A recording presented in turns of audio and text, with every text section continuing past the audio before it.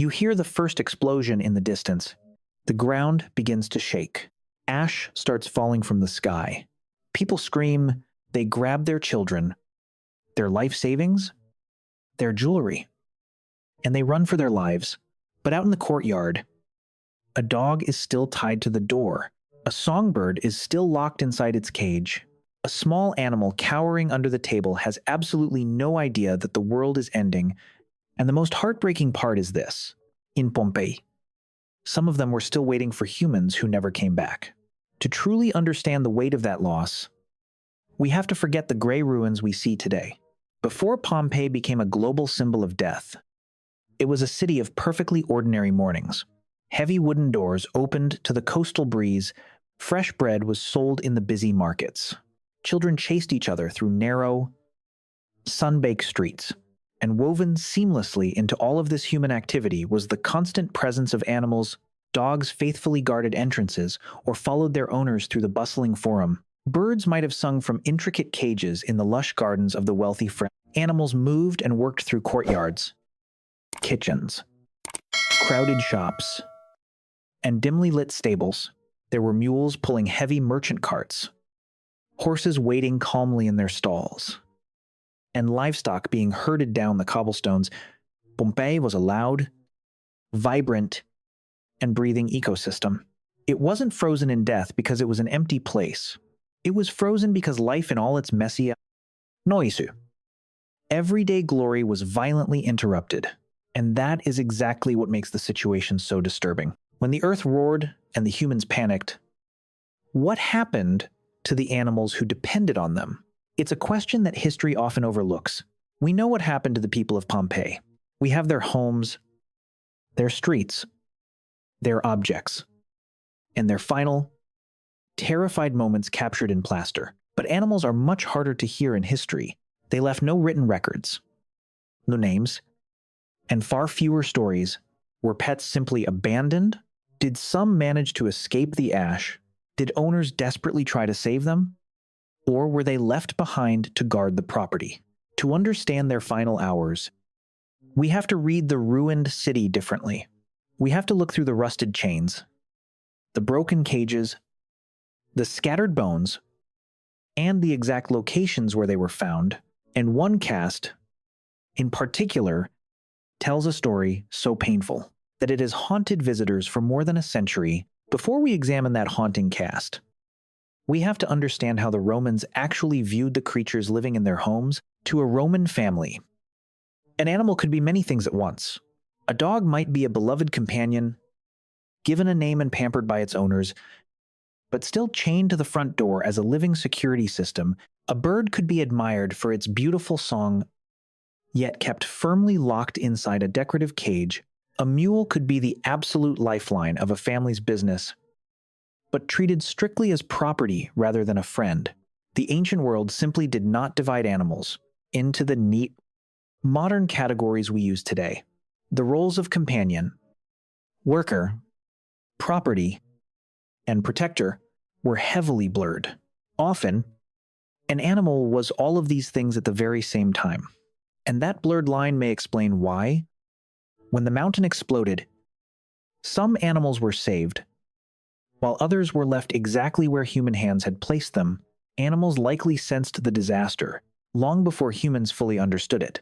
Dogs can hear what we miss. Birds react instantly to sudden shifts in air pressure. Horses and mules panic when the ground begins to tremble. As Mount Vesuvius erupted and the sky darkened with thick, choking ash, Pompeii wouldn't have fallen silent right away. Instead, it would have become deafening. Imagine the sheer sensory overload, desperate barking, the frantic flapping of caged wings, violent coughing, and heavy hooves kicking against stable walls. Everywhere, terrified animals were pulling against ropes they couldn't break. But panic only matters if escape is possible. And for many household animals, their chance of survival had already been decided long before the ash began to fall by a human hand. One of the most famous animal remains from Pompeii is not a mythical statue or a faded painting. It is the plaster cast of a guard dog found near the entrance of the house of Vesonius Primus. It was still securely connected to the exact spot where it had been restrained. Its body is agonizingly twisted, legs bent, and neck pulled sharply upward. In its final moments, it clearly tried to escape the very thing that had once defined its job, the chain. The dog likely did exactly what it was trained to do. It stayed at the door, it guarded the house. But when the home became a deadly trap, loyalty and training were utterly useless. The chain was simply stronger than the instinct to survive, and this raises a darker question. Did the owners deliberately abandon it? Or did they flee believing they would come back? But not every animal in Pompeii died the same way. As that chained guard dog, some may have actually escaped into the surrounding countryside before the worst of the ash fell. Others likely followed their terrified owners out into the crowded streets. Yet, many more were helplessly trapped behind heavy doors. Inside decorative cages or locked-in stone courtyards, working animals like the donkeys found still tethered to the grinding mills in Pompeii's bakeries were simply too large or too terrified to move quickly. They were tragically forgotten in the frantic rush for human survival, but the absence of evidence can be just as haunting as the evidence itself. For every animal whose remains we uncover, there may have been countless others whose final moments left absolutely no cast behind. It is so easy to judge those ancient owners from the safety of 2,000 years later. We like to imagine that we would save everyone, the children, the pets, the memories. But disaster destroys time. It gives you seconds to make decisions that will haunt history forever. If blinding smoke filled your home right now, would you have time to find the leash? Would you remember to open the cage? Or would your terrified pet hide under the bed while you desperately screamed its name? That is why the pets of Pompeii still matter. They force us to look at love under pressure. Pompeii is almost always remembered as a city of human tragedy. We picture the bodies buried in ash, the streets frozen in time, and an entire civilization violently interrupted.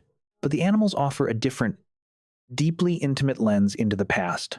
They remind us that disaster doesn't only strike those who can comprehend it, it also strikes the dependent, the silent, the leashed, the caged, and the forgotten. They show us the everyday, domestic side of a massive empire. Sometimes, the smallest victims can reveal the largest truths about a civilization. We may never know exactly how many pets were saved, how many ran, how many waited, or how many died still listening for a familiar voice.